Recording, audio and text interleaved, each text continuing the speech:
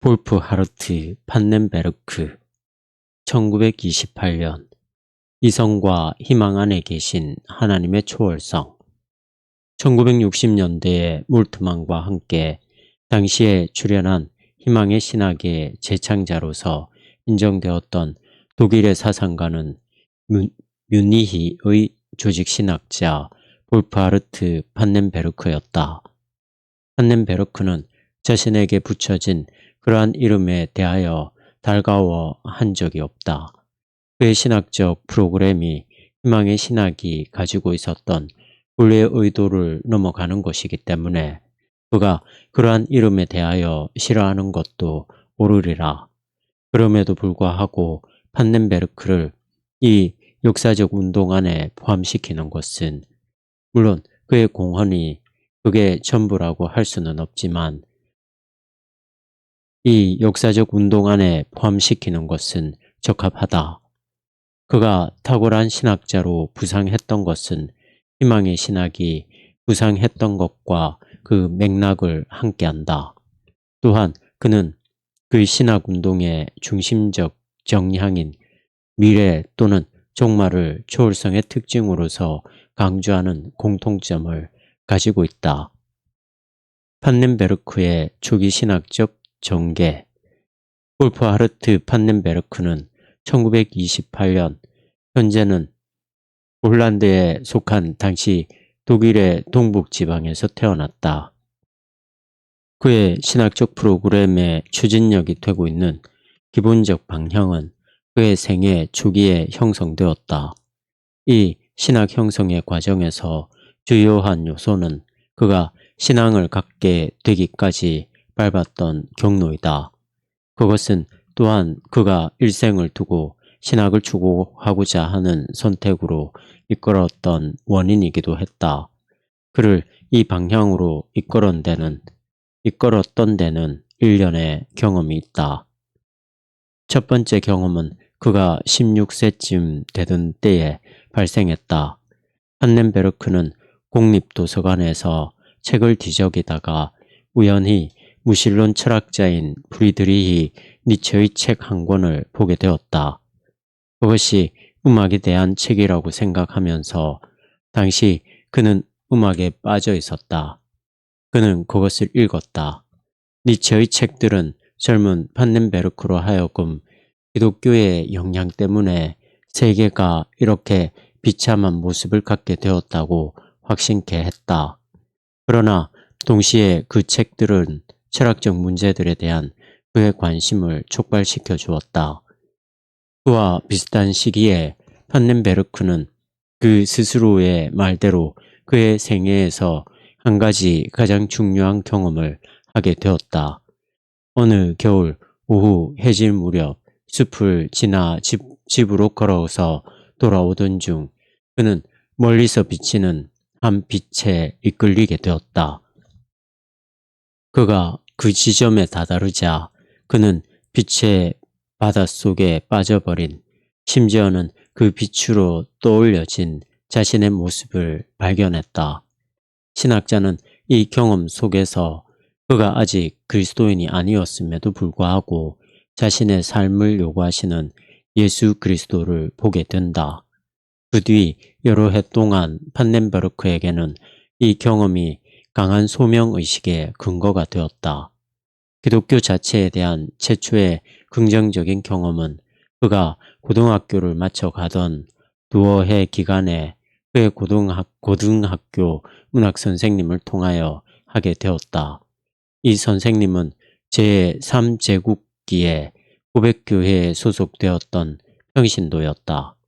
판넨베르크는 이 선생님에게서 인간의 삶을 왜곡시킨 책임이 기독교에 있다고 보았던 그의 초기적 견해에 상충되는 것을 보았다. 그는 당시 실제의 깊은 의미는 무엇인가에 대하여 실험하고 있었기 때문에 기독교 신앙에 대하여 좀 더 자세히 살펴보기로 결정했다. 즉, 신학과 철학을 공부함으로써 그렇게 해보리라 마음먹었던 것이다. 그는 연구를 통하여 기독교가 최고의 철학이라는 결론을 내리게 되었고 이 결론을 통하여 그리스도인으로서 그리고 동시에 신학자로서의 생애를 시작하게 되었다. 그 빛에 대한 경험이 있고 얼마 안 되어 판넨베르크의 가족은 소비에트의 공격이 발발하게 되어 집을 남겨두고 떠나게 되었다. 2년 후 그는 베를린 대학교에서 공부를 시작했다. 그는 처음 마르크스주의에 매료되었으나 이 체계를 지적으로 면밀히 검토해 본 후 그것에 대한 반대로 선회하였다. 인간이 만들어 놓은 두 가지 사회체제, 나치 독일과 스탈린주의의 동유럽에 의하여 저질러진 악들에 대한 그의 직접적 경험은 인간에 의한 어떠한 정치적 체제도 하나님의 나라에서 하나님의 선물로 어느 날 우리에게 오게 될 완전한 인간 사회의 구조를 결코 충분히 반영할 수 없다는 그의 결론을 형성하게 된 배경이 되었다. 베를린에 있는 동안 판넨베르크는 칼 바르트의 저작을 통하여 영향을 받았다. 그는 바르트의 초기 저작에서 하나님의 주권을 확립하고 모든 실제는 성경에서 말하는 하나님을 위하여 존재한다고 주장하려는 시도를 보게 되었다. 그러나 1950년부터 바젤에 가서 바르트에게 친히 배우면서는 그가 가지고 있는 목표에 대해서라기보다는 그가 파악하기에 그의 스승의 사상 속에서 발견되는 자연적 지식과 그리스도 안에 나타난 신적 계시 사이의 이원론에 대하여 불편해하게 되었다. 바르트에 대한 이러한 반응 때문에 판넨베르크의 신학 프로그램에는 또 한 가지 중요한 측면이 자라기 시작했다. 즉, 하나님의 계시적 역사는 이 세계와 현격히 상반된 것이 아니라 피조세계의 완성이라는 사실을 입증코자 하는 시도이다. 판넨베르크는 구속과 창조 사이의 연속성, 즉 역사적 과정 속에서 그가 발견한 이 연속성을 주장함으로써 모든 종류의 세속적 경험 안에서도 신앙적 암시를 주는 것들을 끌어내고자 시도한다. 1951년 판넨베르크는 하이델베르크로 옮겨 그곳에서 피터 브루너, 에드문트 슈링크, 한스 폰 캄펜하우젠, 게하르트 폰 라트 등과 같은 학자들 밑에서 공부했다. 이 위대한 독일의 대학교에서 학생으로 있었던 몇 년 동안 계시의 본질에 대한 그의 사상이 형성되었다. 그것은 부분적으로 후에 판넨베르크 서클로 알려지게 된 당시 다양한 여러 학문을 연구하던 학생들의 스터디 그룹에서의 지속적인 토론을 통한 것이었다. 그 그룹의 토론 결과는 후에 역사로서의 계시라는 책으로 출간되었다. 1955년 판넨베르크는 그의 학문적 훈련을 마쳤다. 그는 부퍼탈에 있는 루터교회 신학교와 마인츠 대학교에서 가르치다가 1968년에 그의 학자로서의 생애 대부분을 보내고 있는 곳인 뮤니히 대학교로 옮겼다. 판넨베르크의 신학적 의도. 판넨베르크는 교회의 신학자일 뿐 아니라 공공 영역의 신학자이다. 그의 신학적 프로그램은 교회와 한 교회가 세속적 세계에서 차지하는 위치의 일치를 지향한다. 그 결과 그는 에큐메니즘에 대한 지칠 줄 모르는 지지자이다. 그러나 에큐메니컬 운동의 목표에 대한 그 나름의 이해 때문에 그는 여러 해 동안 세계 교회 협의회의 특징을 이루어 온 정치적 성향을 지지하지 않았다. 그들의 그러한 활동들 때문에 그가 생각하는 바 에큐메니컬 운동의 중심적 과제인 교회의 일치로 이끌어갈 교회들 사이에 성만찬적 교제의 확립과 같은 노력이 결여되고 있다. 그는 일치만이 교회가 현대의 세속 사회 속에서 신뢰성을 가지고 말할 수 있는 유일한 길이라고 믿는다. 그러나 그의 관심사는 교회의 일체에만 머무는 것이 아니라 그것을 넘어서서 인류의 미래를 포함하기에 이른다. 한넨베르크는 이 세상 속에 있는 교회의 기능은 하나님의 나라가 도래하기 전까지 인간들이 세운 모든 제도들은 한시적이라는 것을 증언하는 증인의 역할이라고 본다. 교회가 인간들 상호 간에 그리고 인간과 하나님 사이의 교제를 특히 성만찬 안에서 표현하고 있기 때문에 교회는 이 세상의 희망인 종말론적 하나님의 나라의 전조가 된다. 신학은 이러한 과업을 부분적으로나마 섬기는 종이다. 신학과 진리. 한넨베르크의 저작 이면에 깔린 의도가 이같이 광범위한 것이지만 그의 신학의 중요성은 신학 자체의 본질과 신학이 관계하는 진리에 대한 그의 이해에 있다. 간단히 말하자면 그는 현대 신학의 노선을 바꾸려는 시도를 하고 있다. 즉, 그는 일반적인 종교 신조 및 특정적 신학의 사물화가 널리 퍼져 있다고 보고 그것에 대하여 싸우려 한다. 우리는 이러한 판넨베르크의 탐구 작업을 현대 신학의 흐름에 대한 그의 평가라는 맥락에 놓고 보아야 한다.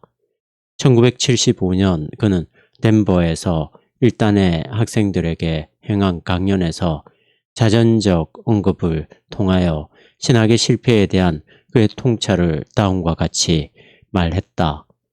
혹시 여러분들이 내 저술에 대하여 어떤 말을 들은 적이 있다면 여러분들은 내가 어떤 사람들에 의하여 합리주의자라는 비판을 받고 있다는 것을 알고 있을 것입니다.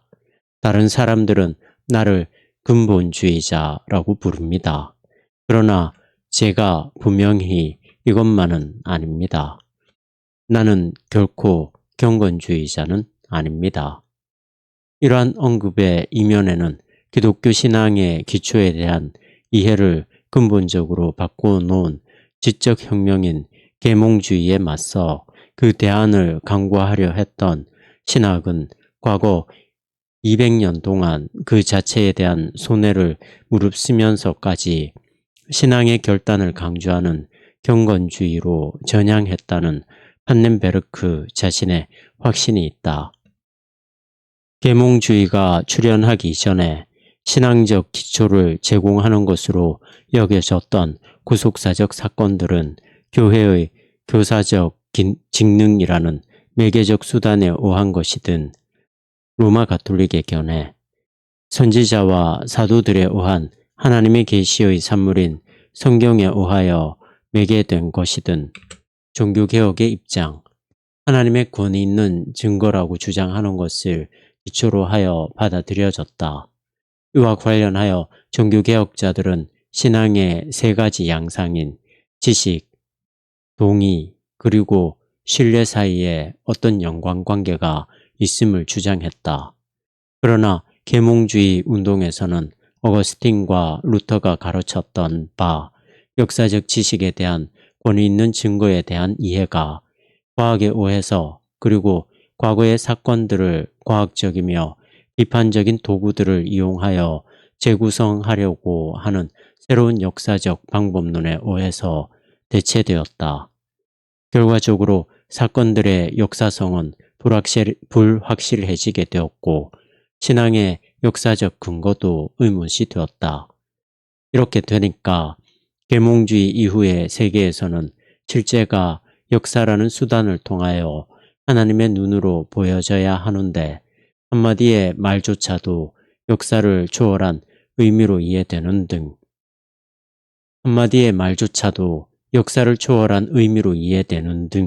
인간은 계시 없이 살게 되었다. 신앙이 불확실해지는 것과 역사적 연구에 의존케 되는 것을 피하기 위하여 계몽주의 이후의 신학은 신앙의 기초를 역사적 사건으로부터 확신을 제공해 주는 것이라고 보여지는 회심의 경험으로 옮겨놓았다.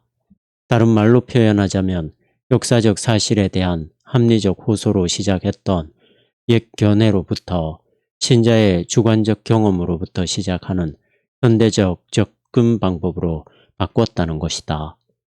이 현대적 입장은 한편 두 가지로 구별되는 그러나 똑같이 틀린 대안들을 낳았다. 어떤 신학자들은 기독교 전통의 역사적 내용이 현대성이 없는 무의미한 것이라고 배격했다. 이것은 급진적인 경건주의자들의 입장인데 판넨베르크는 루돌프 불트만을 이 계열에 포함한다. 다른 이들은 그가 말하는 바 소위 보수적 경건주의의 길을 따르는데 그들은 신앙의 역사적 측면들이 갖는 개연성이 신앙의 경험이라는데 그 기초를 두고 있다고 본다. 그러니까 예를 들어 인격적 회심이 그가 일으켰던 기적들이나 부활 같은 예수의 역사적 사건들의 확실성에 대한 기초가 되는 것이다.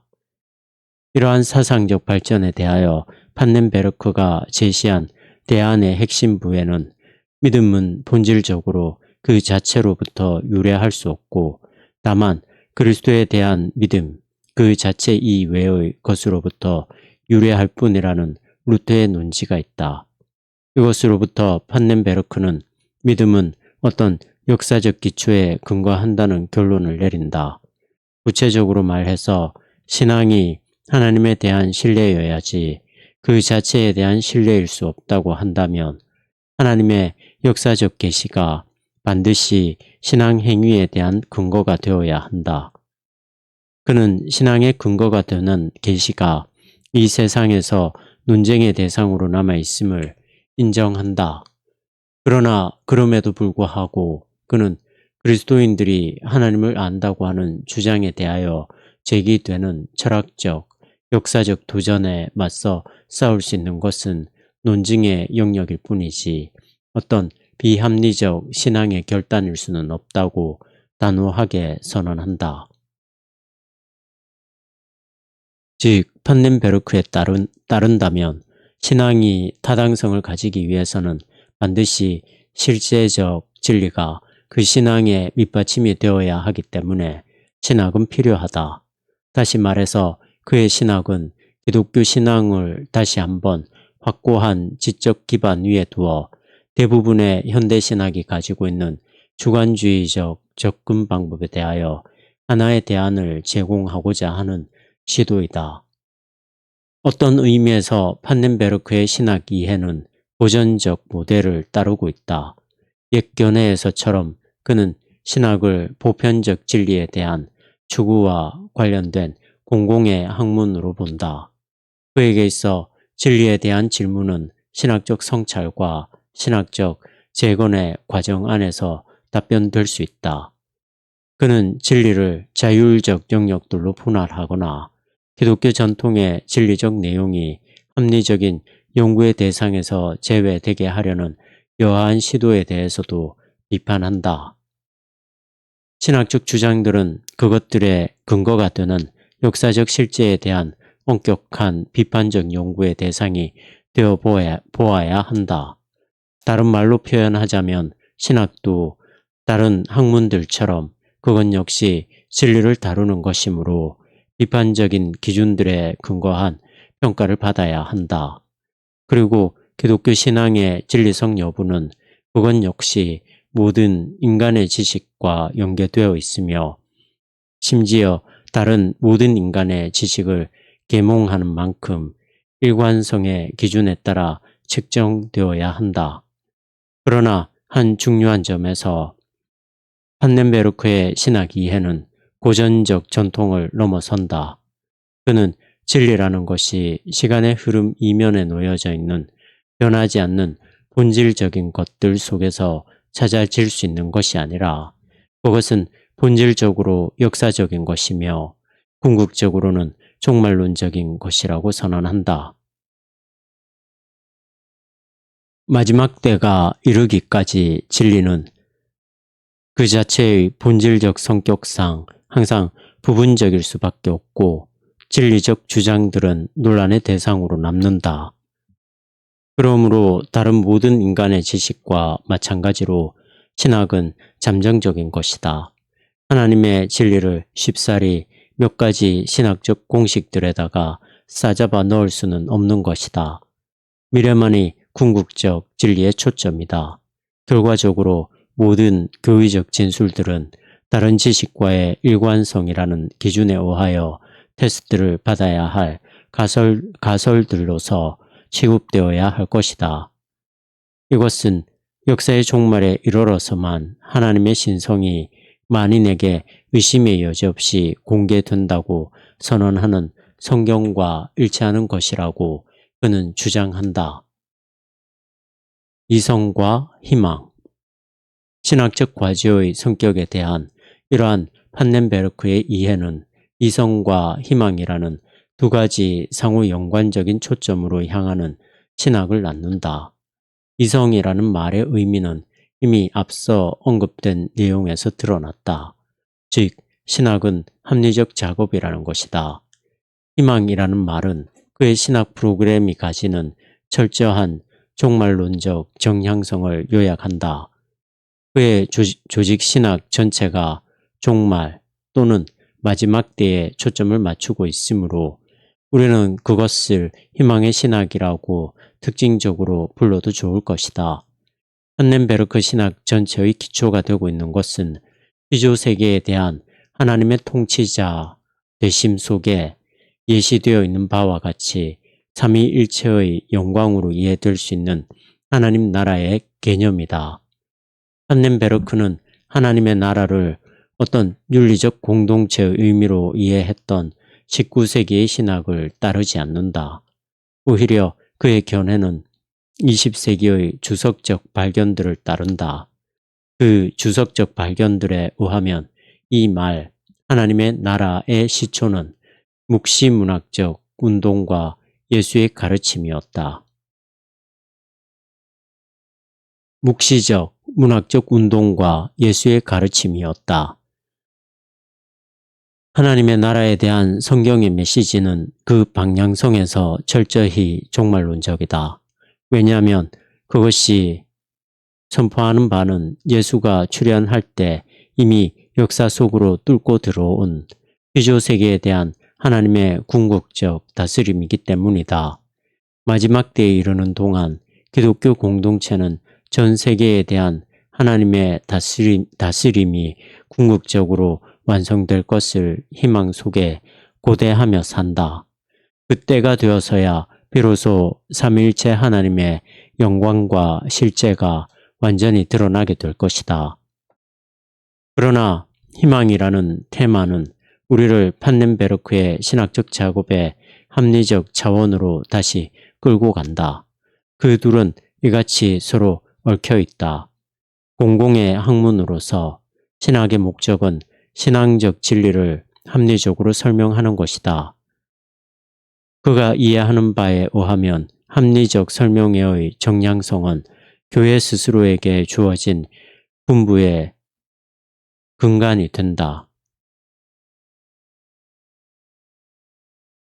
교회 스스로에게 주어진 분부의 근간이 된다. 하나님 나라의 종말론적 완성을 바라보는 희망의 백성들로서 기독교 공동체는 개인 또는 가족적 경건과 같은 사물화한 고립지로 물러가 응거하려고 하지 않는다. 오히려 그들은 진리를 위한 투쟁이 발발하는 이 세상에 남아 신학적 작업에 참여하도록 부름받았다. 신학적 작업이 궁극적 진리, 즉 하나님의 진리에 대한 탐구와 관련되므로 신학은 공공의 작업이며 합리적 노력이다. 조직신학과 신론. 판넨베르크는 고전적 전통에 따라 조직신학 전체는 본질적으로 신론이라고 주장한다. 사실 하나님은 신학에서 모든 것을 포함하는 총괄적 대상이다. 기독교 교의학은 신론을 넘어서서 인간론, 교회론 등을 포함하지만 그러한 것들은 이 하나의 포괄적인 주제에 속한다. 우리가 하나님에 대하여 말할 때 그 출발점은 하나님에 대하여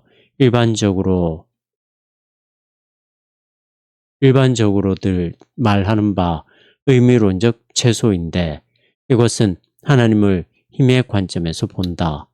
하나님은 모든 유한한 실제가 의존하고 있는 힘 또는 모든 것을 결정짓는 힘이다. 한편 판넨베르크는 이 기본적인 전제로부터 파급 효과가 큰 하나의 주장을 이끌어낸다. 하나님의 신성은 피조 세계에 대한 하나님의 통치권의 표명과 연관되어 있다는 것이다. 이 명제가 의미하는 바는 하나님이라는 관념이 어떤 실제적 실제와 상응하는 것이라면 그것은 반드시 인간 실존뿐만 아니라 세계 전체에 대한 우리의 경험까지도 조명할 수 있어야 한다는 것이다. 그의 말을 빌리면 모든 유한한 실제, 곧 인간들과 그들이 만들어가는 역사의 과정뿐만 아니라 자연 세계까지도 그에게 의존하고 있다는 사실이 개연성 있는 것으로 들려야 한다. 이것은 하나님의 피조물인 이 세계에 대하여 일관적인 모델을 제시할 때에만 가능한 것이라고 판넨베르크는 덧붙이고 있다. 이 때문에 그는 조직신학의 전반적인 과제가 하나님에 대한 기독교적 개념에 조명하는 힘을 보여주는 것이라고 믿는 것이다. 하나님에 대한 기독교적 개념에 조명하는 힘을 보여주는 것이라고 믿는 것이다. 그러나 덧붙여 말하자면 하나님의 신성이 피조 세계에 대한 그의 통치권과 연관되어 있다고 하는 이 명제의 의미는 하나님의 피조물들의 최종적 구원만이 궁극적으로 하나님의 존재에 대한 주장을 입증할 수 있다는 것이다. 물론 이러한 깨달음 때문에 신학에 대한 강조가 역사와 종말론으로 전이된다. 최종적인 구원의 사건 속에서만 하나님의 실제가 결정적으로 확증된다고 판넨베르크는 주장한다. 따라서 구속사의 완성 안에서 그 절정을 이루는 역사의 전 과정이 하나님의 존재에 대한 자기 입증이다. 조직신학은 이러한 자기 입증에 대한 하나의 설명인 것이다. 신학의 출발점. 판넨베르크는 현재 논란의 성격을 띠고 있는 하나님의 존재에 대한 그의 명제와 일치하는 주장을 편다. 즉, 신학은 그저 당연히 신론으로부터 시작할 수 있는 것이 아니라 그 출발점이 무엇이 되어야 할지를 찾아내야 한다는 것이다. 이를 위하여 그는 철학적 신학과 계시 신학 사이에 연결고리를 제공할 하나의 인류학적 관찰, 즉 인간은 어떤 의미에서 자연히 종교적이라는 명제로부터 출발한다. 이것을 통하여 그가 뜻했던 바 의미는 인간 개인이나 인간의 집단적 삶의 구조 속에는 어떠한 종교적 구성 요소가 만연되어 있다는 것이다. 신학적인 용어를 빌리자면 인류의 운명은 하나님의 형상 안에 있는 존재, 세상에 대한 인간적 개방성 속에 가시화된 운명이다. 인간의 기본적인 종교성에 대한 이러한 이해는 초기의 슐라이어마흐나 데카르트의 무한자에 대한 개념을 재해석한 것에 기인한다. 그러나 그 배경은 좀 더 거슬러 올라가는데 인간의 지성에 비록 희미하게나마 인간의 지성에 최초로 알려진 것은 무엇인가라는 것을 논한 중세시대의 논의들 가운데서 그 배경을 찾을 수 있다. 판넨베르크는 두 가지 현대적 개념이 이 질문에 대하여 조명해 주고 있음을 발견한다. 그 첫째는 자아정체 외인론이라는 것으로 인간 각 개인은 자기의 인격적 정체성을 자신 밖에서 찾아야 한다는 명제이다.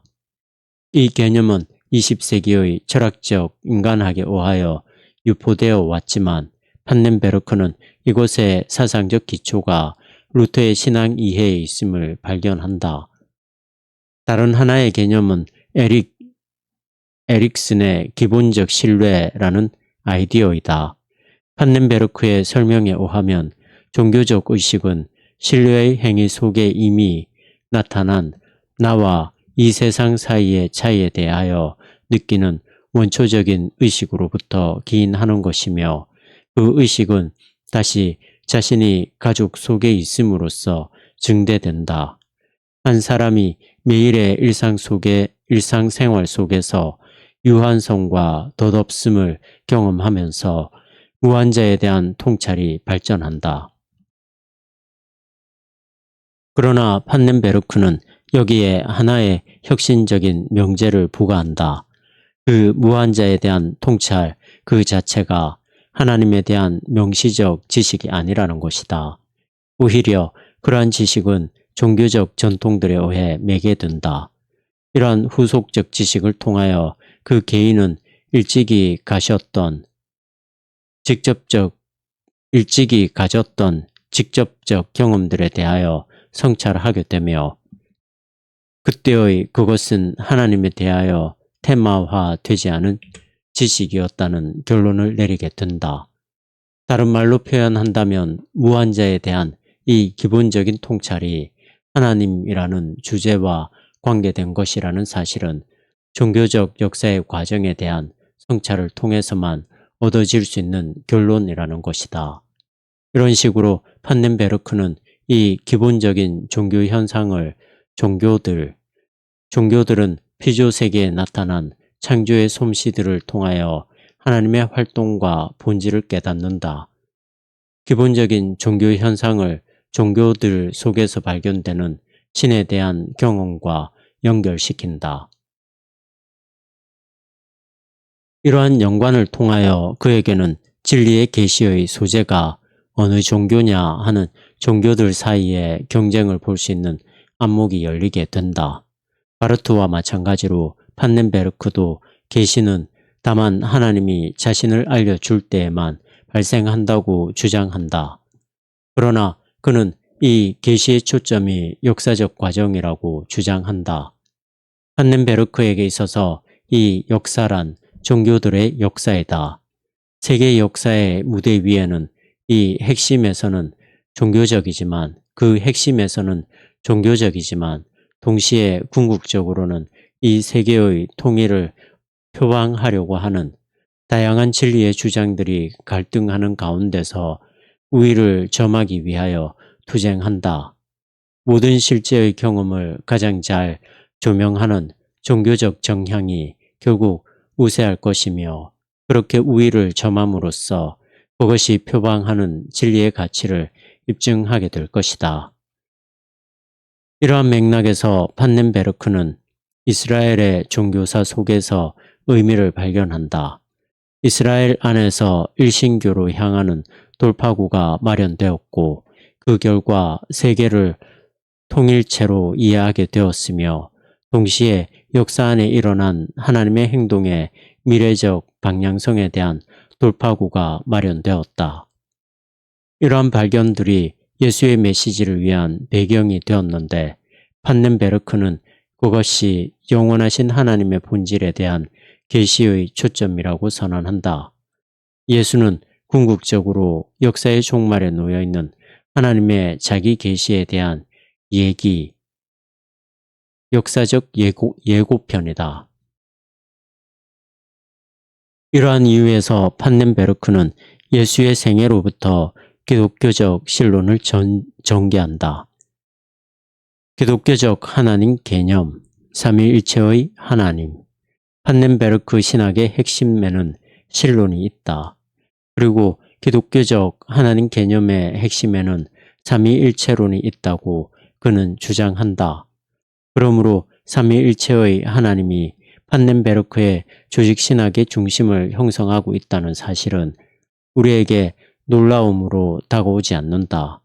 중세 이후로 지속되어 온 신학적 관습과는 대조적으로 판넨베르크의 조직신학은 계시 개념으로부터 곧장 삼위일체의 교리에 대한 설명으로 넘어간다. 그런 다음에야 하나님의 통일성과 속성들에 대한 설명으로 넘어간다. 하나님을 한 존재라고 보는 개념으로부터 삼위로 존재하는 분들이라는 하나님의 복수성을 이끌어내고자 하는 전통적 시도는 문제를 불러일으킬 뿐이다. 왜냐하면 그러한 접근 방식들 속에서는 하나님이 삼위의 하나님이라기보다는 단일한 한 주체로서만 남기 때문이다. 옛날의 방법론으로부터 떠남으로써 판넨베르크의 실론은 내재적 삼위일체, 하나님의 영원한 본질과 기능적, 경륜적 삼위일체, 구속사 안에서 활동하시는 하나님 사이에 연관에 대하여 묻는 현대적 질문에 대하여 흥미를 자아내는 제안을 한다. 그가 다듬어 내고 있는 연관관계는 모든 조직신학은 하나님의 자기 계시 속에 암시된 것이 무엇이냐는 것에 대한 설명에 지나지 않는다는 기본 명제로부터 나온다. 따라서 그는 삼위일체 교리의 근거를 계시, 즉 예수의 생애와 메시지 속에 나타난 구원의 경륜, 성부와 성자와 성령이 계시 사건에서 어떻게 나타나고 있는가에 두려고 한다. 그러한 연후에야 그는 비로소 하나님의 신적 속성들 가운데서 발견되는 하나님의 통일성에 대한 논의로 옮겨간다.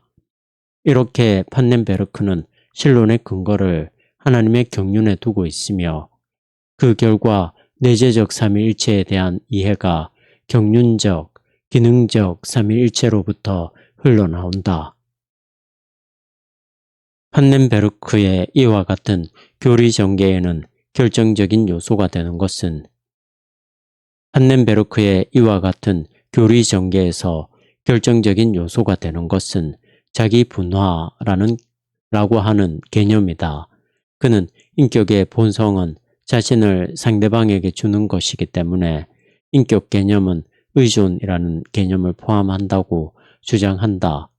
삼위의 세 분 모두는 서로 상대방에게 의존하고 있다고 그는 주장한다. 이렇게 함으로써 판넨베르크는 전통신학에서 유해한 요소라고 생각하는 성자와 성령의 성부에 대한 종속관계에 대한 하나의 대안을 제시하고 있다. 그는 이 상호의존성의 개념을 구속사의 과정에 도입하여 신적 존재의 통일성에 대한 계시의 초점으로서 그 세계 속에서 펼쳐진 하나님의 구속계획의 종말론적 완성을 강조한다. 그 테마화하지 않은 무한자는 이 세계 속에 나타난 삼위일체적 하나님의 세 위에 의한 의미 있는 활동에 의해 그 이름을 얻기에 이른다. 초월성과 내재성. 신학자로서의 초기 단계에 판넨베르크는 기독론에 대하여 보인 그의 관심 때문에 주목을 받았다. 당시 그는 그의 조직신학의 전반적인 윤곽을 설명하는 과제에 심혈을 기울이고 있던 터였는데 성령론의 중요성이 점증하고 있는 것이 확실했다. 사실 판넨베르크의 교의학 전반에서 중심을 이루고 있는 것은 새로운 성령론을 전개하고자 하는 그의 시도이다. 신학적 경향은 모든 합리적 제안들이 먹혀들지 않고 실패로 돌아가는 상황 속에서 하나의 설명 제공자로서 성령의 역할을 축소시키는 것이다. 하지만 그는 이러한 경향에 대하여 훨씬 광범위하고 좀 더 성경적인 성령론으로 대치시키려고 한다. 그런데 그러한 작업을 하는 도중 그는 하나님의 초월성과 내재성의 관계를 풀 수 있는 열쇠와 그것에 대한 이해를 전개한다. 판넨베르크의 성령론에서 핵심이 되는 것은 성령을 장으로 이해하는 것이다. 이것은 19세기 과학에서 소개된 장이론과 관련이 있지만 그것과 동일한 것은 아닌 개념이다. 사실 이 개념의 뿌리는 그보다 훨씬 거슬러 올라간다. 고대 스토아 철학자들은 물리적 영, 푸뉴마에 대한 교서를 전개했다. 그러나 교부 시대의 신학자들은 이 개념을 거부하고 대신 하나님을 영적 지성으로 보는 개념을 선호하였다. 이 새로운 장애 성령론은 판넨베르크의 신론의 핵심을 이룬다. 보예르바하 및 그 밖의 신학자들이 제기한 무신론적 비판에 동의하여 그는 하나님을 이성과 의지, 곧 지성, 마인드로 이해했던 고전적 이해가 단순한 투영에 지나지 않는 것이라고 하여 배격한다. 판넨베르크는 신적 본질은 인식할 수 없이 무한한 장, 곧 동적인 영의 뜻으로 말할 때 더 잘 묘사될 수 있을 것이며 또한 그것이 삼위일체의 제3위인 성령으로 나타난다고 주장한다. 신적 생명을 특징 짓는 말인 장, 영에 덧붙여서 판넨베르크는 창조 세계와 인간 안에 만연되어 있고 창조적인 성령의 현존이 신자의 세상과 교회 안에서 절정을 이룬다는 심원한 주장을 편다. 이렇듯 신적 본질을 묘사하는 개념이 하나님과 피조 세계의 관계의 원리로서 그리고 피조 세계의 신적 생명에 대한 참여의 원리로서 동일한 기능을 한다. 여기서 중요한 것은 판넨베르크가 성령을 피조 세계에서 생명의 근원이라고 보는 기독교적 주장과 생명은 본질적으로 자기 외적인 것에 근거를 두고 있다. 생명은 본질적으로 자기 외적인 것에 근거를 두고 있다는 생물학적 발견을 연관시키고 있는 점이다. 각 유기체는 그것을 보양하는 환경 속에서 산다. 뿐만 아니라 각 유기체는 그것을 직접적으로 둘러싸고 있는 환경을 넘어서 그것의 미래와 그 종의 미래를 향하여 가고자 하는 그 자체의 충동에 따라 순응한다. 이것이 바로 피조물들이 성령을 통하여 신에게 참여한다는 말의 의미라고 판넨베르크는 주장한다. 그러므로 우리는 성령을 피조물들이 그 안에 살며 그것으로부터 생명을 공급받아 사는 환경적 네트워크 또는 장으로서 이해할 수 있을 것이다. 성령은 또한 피조물들로 하여금 그들이 속한 환경을 넘어서 미래로 향하게 하는 힘이다. 성령의 이러한 일은 궁극적으로 인간의 특징적 자기 초월성애로 나아가게 하며 교회의 신앙 공동체 속에서 발견되는 그리스도 안에 있는 자아를 초월한 특별한 삶을 위한 기초를 형성한다.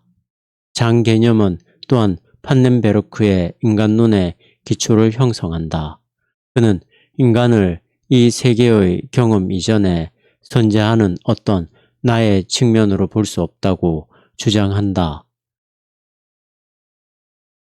오히려 그는 인간 개인의 정체성의 형성에 대하여 좀 더 복합적으로 이해한다.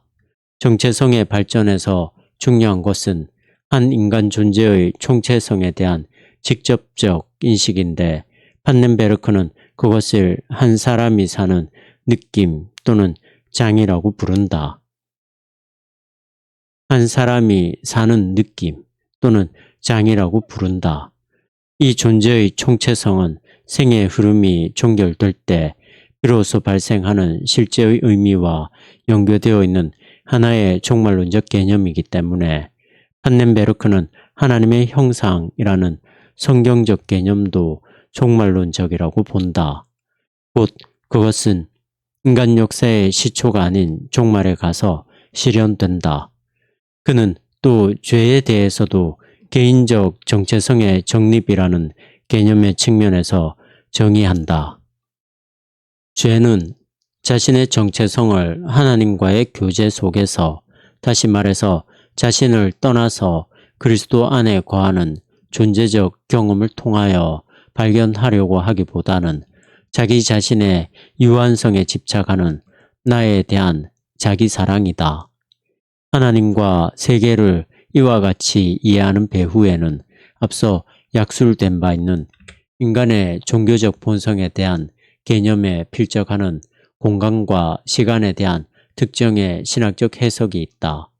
판넨베르크는 공간과 시간 모두가 나뉘지 않는 전체이기 때문에 그것이 부분적 공간과 시간에 대한 배경 내지는 환경이 될 수 있다는 사실을 전제하지 않고서는 부분적 공간과 시간을 상상할 수 없다고 주장한다. 무한한 공간에 대한 이러한 통찰이 하나님의 광대하심과 무소부재하심을 가리키는 한편 시간을 하나의 전체로 보는 이러한 통찰은 하나님의 영원성을 가리킨다. 그러므로 하나님은 창조와 역사가 존재하는 장이다. 판넨베르크의 말을 빌리면 그의 피조 세계에 계시는 하나님의 영의 임재는 창조적 임재의 장, 곧 유한적 존재의 사건들을 하나씩 방출하는 힘의 포괄적인 장으로 묘사될 수 있다. 포괄적인 장으로서 하나님은 이 세계 안에 내재할 뿐 아니라 동시에 그것에 대하여 초월한다. 그의 내재성은 명백하다. 모든 피조 세계와 모든 사건들은 생명의 권원이며 신적 장인, 그 환경에 의존하여 산다. 생명의 권원이며 신적 장인, 그 환경에 의존하여 산다. 그리고 이 내재하는 영이 피조물들의 생명을 불어넣음으로써 그들 본래의 모습 이상으로 그들을 일으켜 주어 어느 정도 신적 생명에 참여케 한다. 그러나 이 생명의 과정 속에서 하나님은 다만 내재적이지만은 않다. 그는 또한 항상 초월적인 분으로 남는다. 하나님은 시간과 공간의 유한적 부분들의 연속 그 이상이다. 그리고 신적 생명은 유한한 피조물들의 생명을 모은 총합 그 이상이다. 그러나 무엇보다도 초월성은 하나님과 이 세계의 관계 안에 내재되어 있는 미래적 정량으로부터 기인한다. 영으로서 하나님은 역사의 유한적 사건들에 대하여 의미를 제공하는 전체로서 기능한다. 여기서 말하는 이 의미는 대단히 미래적이다. 왜냐하면 역사의 끝에 이르렀을 때에 비로소 우리는 역사의 의미를 발견할 수 있으며 각 사건이 그 의미와 어떤 연관을 가지고 있는가를 알 수 있을 것이기 때문이다. 모든 역사가 향하여 가고 있는 그 영광스러운 실제인 그 종말은 매 순간을 초월한다. 이렇게 시간과 영혼은 상호 연관되어 있다. 판넨베르크가 영혼은 바로 미래를 통하여 시간 속으로 들어온다고 쓰고 있는 것처럼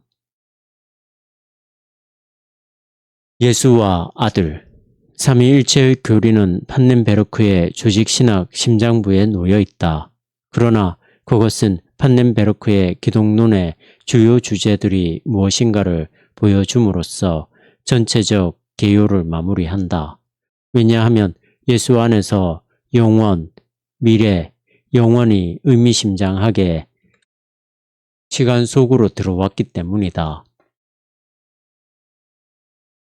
기독론의 문제는 판넨베르크에게 항상 주요한 관심사가 되어왔다.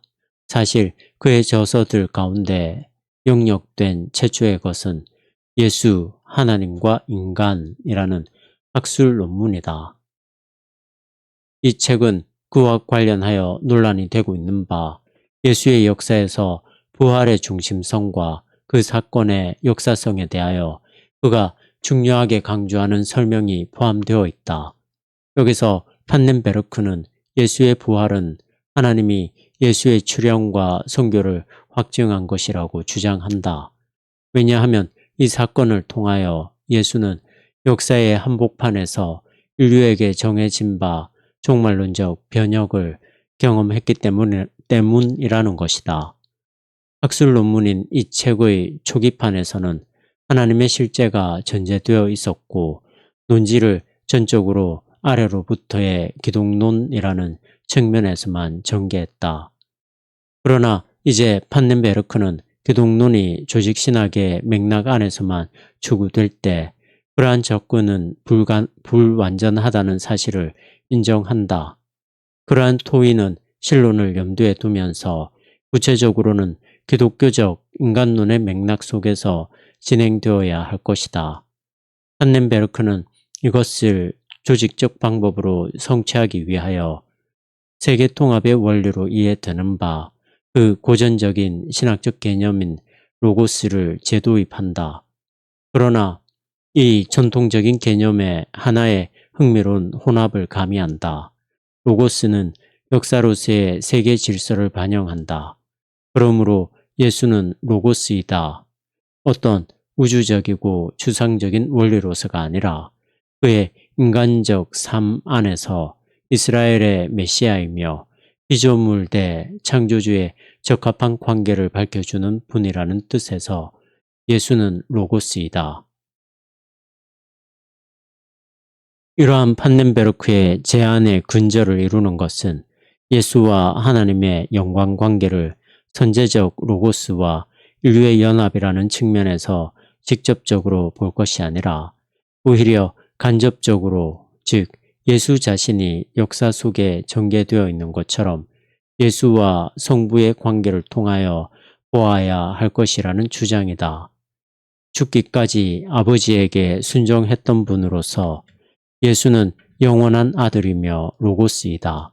겸손히 자신을 아버지와 구분하고 자신을 하나님을 섬기는 위치에 두는 태도가 그가 삶에 참여하는 방법인 것이다. 하나님이 자기에게 주신 사명에 죽기까지 복종하셨던 이로서 예수는 하나님의 화해이다. 그가 우리의 상황, 죽음을 걸머짐으로써 그것을 바꾸었다는 면에서 그는 우리의 대속자로서 행했다. 판넨베르크는 이러한 관점을 포괄적 대속이라고 부른다. 믿음을 통하여 우리는 그리스도가 가져온 새 생명에 참여할 수 있다.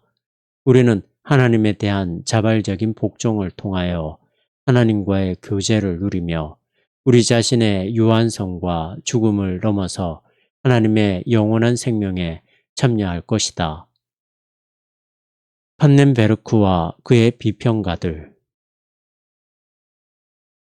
울프하르트 판넨베르크가 착수했던 프로그램은 기독교 교리의 완전한 조직신학적 서술을 시도했다는 면에서 아마 바르트 이후로 가장 야심적인 것이다. 그는 교회의 교리를 조직화할 뿐 아니라 종교적 뿌리로부터 멀어져가는 움직임을 보이는 현대사회의 철학적 토대에 대해서도 기독교적 관련을 가지고 접근하는 방법에 대하여 개괄하고자 시도한다. 이러한 대담한 시도를 함에 있어서 판넨베르크는 현대적 상황 안에서 진정한 조직신학을 하겠다는 시도마저도 거부하는 많은 목소리에 설득당하기를 거부할 뿐 아니라 신학적 작업의 초점을 다른 방향, 곧 덜 야심적인 방향으로 옮기려고 했던 사람들의 영향을 받지도 않았다. 결과적으로 판넨베르크의 작업은 엄밀한 비판을 받아왔고 때로는 그 자체만으로도 더 이상 적절치 않은 것으로 치부되기도 했다. 그러나 신학사 전반을 통틀어 볼 때 그는 기독교적 진리와 기독교적 신개념을 합리적으로 설명한다는 측면에서 고전적인 신학의 현대적 후예로서 떠오르고 있다. 그의 제안 가운데 어떠한 문제들이 있든지 간에 판넨베르크를 놓고 말할 때 그가 신학을 하려고 시도했다는 이유에서 그를 탓해서는 안 된다. 오히려 그의 신학적 주장에 관하여 비판적인 토의로 하려고 하면 그것의 초점은 그의 신학적 방법이 옳았는가 또는 적당했는가에 대한 질문으로 모아져야 할 것이다. 계시와 성경. 판넨베르크는 신학의 근거를 계시해 두려고 했던 전통적 시도를 현대적으로 제술하려는 중요한 작업을 한다. 계시의 다른 초점들을 최소화하는 것은 아니지만 고전적인 개신교 신학은 성경을 신적 계시의 보고로서 강조한다. 판넨베르크는 이러한 전통적 접근과는 의견을 달리한다. 그는 개신교의 오랜 교리인 축자 영감서를 신봉하지 않지만 성경의 본질에 대한 그의 이해는 계시에 대한 종교사적 관계의 근거를 둔다. 그에게 있어 종교사는 다른 경쟁 대상 종교의 진리 주장들 가운데 한 논점을 설명하는 것이다. 그 역사에서 기독교가 탄생하기까지의 이스라엘의 종교는 그 과정을 통하여 발전되었던 통찰들 때문에 매우 중요하다. 성경은 그러한 종교적 전통의 원전이며 그렇기 때문에 계몽주의 후기의 상황에서도 그것은 여전히 중요성을 가진다. 개신교의 영감에 대한 옛 교리를 비판하는 판넨베르크의 비판에 대하여 우리는 심각하게 보아야 한다. 현대 세계에서 성경을 의심의 여지가 없는 권위라고 단순히 그 권위에 의존하는 것은 더 이상 가능하지 않다. 판넨베르크가 현재의 상황에서 성경론이 단순히 더 이상 신학적 성찰의 서두에 제시될 수는 없게 되었다는 점을 밝힌 것은 옳다. 그러므로 성경의 권위가 신학의 전제이기보다는 목표가 되어야 할 것이라는 그의 주장은 고전적인 개신교적 접근법에 대한 타당성 있는 도전으로서 성립한다. 그러나 성경적 권위가 현대에 와서 상실되었다는 그의 인식에 동의한다고 해서 현대의 원문 비평 때문에 영감론이 파괴되었다는 그의 평가에 반드시 동의할 필요는 없다.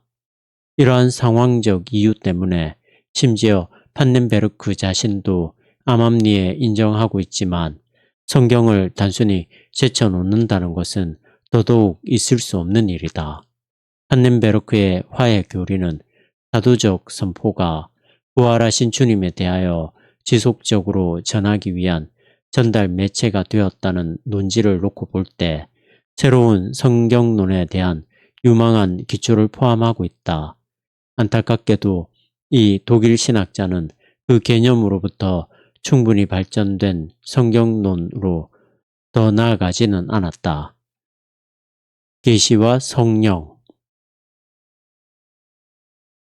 계시의 역사성에 대한 판넨베르크의 강조는 관찰자가 어떻게 그 계시를 알게 되는가, 즉 조명의 역사에서 성령의 역할이라는 문제와 같이 그와 관련된 질문으로 나아가게 한다.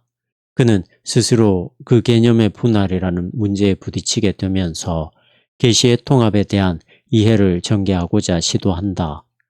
이러한 이유로 인해 판넨베르크는 성령의 어떤 추가적인 말씀 내지는 어떤 초자연적 성령의 역사가 반드시 사건들에 부과되어야 한다는 어떠한 주장도 용납하지 않는다. 의미는 사건들 그 자체로부터 나오기 때문이라는 것이다. 비록 판넨베르크가 믿음의 과정에서 성령이 아무런 역할도 하지 않는다고 주장하려고 하지는 않지만 때때로 하나님의 계시를 역사 속에서 파악해 가는 인식론적 과정에서 성령의 역할을 최소화하려는 것처럼 보인다. 그러므로 우리에게는 다음과 같은 질문이 남는다. 어떤 사람들은 계시에 대한 보도를 듣고서 긍정적으로 반응하는 데 비해 다른 이들은 왜 메시지를 거절하는 것인가? 이 질문에 대한 답변이 무엇이든지 간에 판넨베르크는 이따금씩 전통적인 신학에서 발견되는 접근 방식과는 달리 신앙과 불신앙에 대한 문제의 해결을 성령의 신비로운 활동에 근거하여 설명하기를 거부한다. 왜 어떤 사람이 믿음을 가지게 되고 혹은 불신앙 가운데 남아있게 되는가는 인간의 인격성이라는 신비에 관련한 문제이며 그는 그것을 하나님의 선물이라고 본다. 판넨베르크는 그의 초기 저작들보다는 그의 조직신학에서 이러한 역학에 대한 훨씬 더 심오한 이해에 이르고 있다. 여기서 그는 완성 이전의 시대에는 계시에 대한 지식에서 균열이 있을 것을, 그래서 사도적 선포가 역사 안에서 계시를 이해하는데 가장 중요하게 될 것에 대하여 인정한다. 이것은 그의 사상에서 요긴한 발전이다. 그가 한편으로는 여전히 사건들에서 영감된 말씀이 부과될 필요가 없음을 주장하고 있지만 지식의 균열을 인정하고 있기 때문에 각종 진리 주장들의 경합이 이루어지는 이 시대의 인식론적 과정에서 신비적 측면을 인정하는 길을 열어놓고 있는 것이다. 이성과 경건. 판넨베르크 사상의 특징을 이루는 미래지향성과 그와 관련하여 그가 존재론에 가한 수정으로 말미암아 전통적인 기독교적 경건의 어떤 측면들이 의문시되는 것처럼 보였을지도 모른다. 그의 신학은 지금 여기에 계시는 현존으로서의 하나님의 임재에 대한 전통적 강조라든지 현재 발생하는 사건들에 대하여 어떤 의미에서는 그것이 창세전에 하나님이 예정하셨던 것이라고 말할 수 있는 근거 같은 것을 제시하지 않는 것처럼 보인다. 그러나 그의 신학에서 이러한 주제들이 결여되어 있는 것보다 더 문제가 되는 것은 판넨베르크가 명백하게 철저한 합리주의를 표방하고 있기 때문에 합리적 반성의 테스트를 거치지 않았거나 대안적 견해들과 겨뤄보지 않은 어떤 신앙적 결단을 신학적 결론의 근거로 삼으려는 여하한 시도에 대해서도 완강히 거부하고 있다는 것이다. 그러나 그의 신학이 가지고 있는 이러한 측면에 대하여 어떠한 결론들을 이끌어내기에 앞서서 우리는 그 스스로도 인지하고 있는 그의 합리주의적 경향의 문제를 판넨베르크가 자기를 각종 사상의 공개 전시장이라는 환경 속에서 교회를 섬기려는 소명을 가진 신학자로 보려는 그의 자기 이해의 맥락에 놓고 보아야 할 것이다. 판넨베르크의 의도는 어떠한 종교적 헌탁이 때로 이치에 맞지 않거나 심지어는 비합리적이라는 이유로 충분한 토의가 채 이루어지기도 전에 매도되어 버리는 시대에 기독교 신앙을 위한 단단한 지적 기초를 명시하려는 것이다. 계몽주의 시대 이후에 사상적 분기점에 이르렀을 때 신학이 잘못된 길로 들어섰다고 보는 판넨베르크는 신앙을 재정립함에 있어서 이성의 역할을 균형 있게 이해하려는 방향으로 선회하려고 한다. 그는 현재 제기되는 각종 진리 주장들은 유해적일 뿐이라는 사실을 항상 받아들이려는 태도이다. 그러므로 진리를 위한 탐구는 반드시 진리가 온전히 드러나는 에스카톤, 마지막 때를 지향하는 것이어야 한다는 것이다. 삶의 의미를 묻는 질문에 대하여 에스카톤 이전에는 단지 유해적이며 논란적인 답변만이 주어질 수 있을 뿐이나 믿음을 가지고 있는 사람들은 때로 그들에게 허락된 것보다 훨씬 더 큰 정도의 확신을 가질 수도 있다. 그들에게는 그러한 믿음이 있노라고 주장할 만한 충분한 이유가 있는 것이며 그러한 믿음이 그렇다고 꼭 비합리적인 결단에 근거한 것만도 아닌 것이다. 인간이 이성에만 근거한 삶을 사는 것이 아님을 인정할 뿐 아니라 합리적 논증들을 통하여 사람들이 신앙으로 인도될 것이라고 생각하는 사고에 대하여 경계를 하면서도 판넨베르크는 기독교의 합리성이 입증될 수 없다면 신앙의 접근은 어려워질 것이라고 지적한다.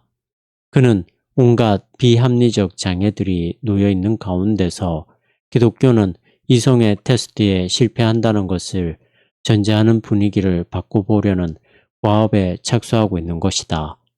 동시에 판넨베르크는 사상들을 공개적으로 테스트하는 마당에 개인적 경험보다는 기독교 신앙의 합리적 설명이 교회의 주된 무게라는 데 대하여 확신하고 있다. 그러나 그의 의도가 근본적으로 옳은 것임에도 불구하고 그의 입장 표명은 과장된 것이었다. 합리적 토론이 중요한 것도 사실이지만 의식 있는 그리스도인들의 경건 역시 기독교 신앙의 진실성을 위한 중요한 변증이 되는 것이다. 이러한 경계적 언급을 하면서도 우리는 전체로서의 세계에 대한 우리의 경험을 위하여 하나님 사상이 가지는 조명하는 힘을 강조하는 판넨베르크의 강조가 신앙을 다만 개인적 경건이라는 사적 세계의 일로 축소하려 드는 사람들에게 도전을 주고 있다는 사실은 인정해야 한다. 이 독일 신학자는 기독교 신학이 삶의 모든 측면과 신앙을 추구하는 것과 연관된 학문들의 전 영역에 반드시 영향을 미쳐야 함을 깨닫도록 촉구한다. 종말론적 존재론. 판넨베르크의 신학적 비전의 핵심은 종말론적 존재론과 그에 따르는 결론, 즉 영으로서의 하나님에 대한 이해가 그것이다. 이 독일 신학자는 모든 것을 결정짓는 실제로서의 하나님을 미래로부터 이 세계에 대하여 역사하는 신적 장과 동일시한다. 몰트만과 마찬가지로 그는 초월과 내재를 공간적 개념으로보다는 시간적 측면에서 새로이 이해하고자 했다. 하나님의 초월성은 그의 미래성이자 완전성이며 이 존재론에서 미래는 모든 현재에 대하여 지배하는 힘을 가지므로 그것을 규정할 뿐 아니라 심층적인 면에서까지 그것을 결정짓는다. 그러나 이러한 의견은 질풍노도와 같은 비판을 불러일으켰다. 비판의 한 영역은 판넨베르크의 종말론적 존재론이 지지하는 윤리적 이상과 관계된다. 정치 신학 운동의 비조였던 몰트만과는 대조적으로 이 뮤니히 출신의 사상가는 좌익 정치 신학들, 특히 해방 신학에 대해서는 가차없는 비판을 일삼는 반대자였다. 그러나 비평가들은 그가 왜 그의 신학과 정의를 위하여 정치적 혁명을 부르짖는 사람들 사이에서 자연스레 공감대를 찾을 수 없을까에 대하여 의아해했다. 또 다른 면에서의 비판은 역인과율의 문제에 집중된다. 판넨베르크는 그의 종말론적 존재론이 결정론적인 것 같기 때문에 반복적으로 비판을 받아오고 있다. 이 독일의 신학자가 결정론자라는 비난에 대하여 해명하고자 시도하고 있지만 이것뿐 아니라 그 외의 문제들도 그리 쉽사리 해결되지 않고 있다. 어떤 의미에서 보면 정말로 개방되어 있는 미래가 현재에 대하여 어떤 영향을 미칠 수 있을까? 소급적 인과율이라는 것이 개념적으로 가능한가? 미래성이라는 시간적 범주가 전통적 신학의 공간적 이미지 속에 귀찮게 따라다니던 신적 초월성의 문제들을 실제로 해결해 주는가? 판넨베르크의 존재론은 또한 하나님의 인격성에 관한 문제를 제기한다. 하나님을 미래로부터 이 세상에 역사하는 신적 장으로 보는 하나님에 대한 이미지가 하나님을 진정으로 인격적으로 볼 수 있게 할까? 판넨베르크가 지성이니 의지라는 등의 전통적 개념으로 하나님을 보는 것에 대하여 혐오하는 것에 덧붙여서 장이라는 용어는 비인격적인 하나님 내지는 인격을 초월한 하나님으로서 이 세상의 모든 부분들의 합보다 더 크신 전체일망정 은혜의 하나님이거나 전적으로 자유로우시며 자기 충족적인 신적 인격으로서의 하나님은 아닐 수 있음을 암시하는 것인가? 이러한 질문들을 제기하는 비평가들은 판넨베르크의 신학이 좀 더 명확한 답변을 줄 수 있을 만큼 충분히 더 발전되기를 기대한다. 장차 그가 그러한 관심사들에 대하여 다룰 것은 이론의 여지가 없다. 그러나 한편으로 많은 독자들은 과연 판넨베르크가 하나님의 인격성이나 이 세상에 대하여 자유로우시다는 것 등에 대하여 말하고 있는 것에 대하여, 그리고 미래에 대한 그의 매우 독창적인 존재론이 가지는 설득력에 대하여 계속 의혹을 가지고 있다. 결론. 여기서 언급되었던 여러 가지 우려에도 불구하고 판넨베르크는 20세기 대부분에 걸쳐서 실존주의적 초월성을 강조했던 독일 신학의 특징적 주류였던 실존주의적 편향성에 대해서뿐 아니라 미국의 신학 사상에 만연되어 있는 내재성 신학의 부활에 대해서도 대안을 제시하고 있다는 면에서 칭송을 받아 마땅하다. 그는 현대의 한복판, 곧 후기 계몽주의의 상황 가운데서도 궁극적인 진리에 대한 고전적 탐구에 다시 초점을 맞추고 있다는 면에서 상당히 이색적인 제안을 하고 있는 것이다. 희망의 신학이라는 것을 통하여 판넨베르크는 신적 초월성의 개념을 재도입하고 있다. 그것도 현재와 대립하는 미래라는 양식으로. 그러나 그는 몰트만의 초기 저작들 속에서 설명되었던 급진적 초월성과 몰트만의 후기 저작들 속에서 전개되었던 급진적 내재성을 완화시켜주고 있다. 판넨베르크에게 있어서 하나님의 초월성은 현재와 상충한다기보다는 그것을 완성시키며, 하나님의 영을 통한 하나님의 내재성은 하나님을 스스로 갇히게 하기보다는 그의 사랑을 마음껏 베풀어 피조세계의 풍성한 연합이 증대되도록 하는 기회를 제공한다. 판넨베르크는 몰트만보다는 훨씬 더 구원을 창조와 연관시킬 수 있었으며, 그 결과 그는 이 세계가 그것의 초월적, 내재적 근원자와 맺고 있는 관계에 대하여 독창적인 이해를 전개하고 있다.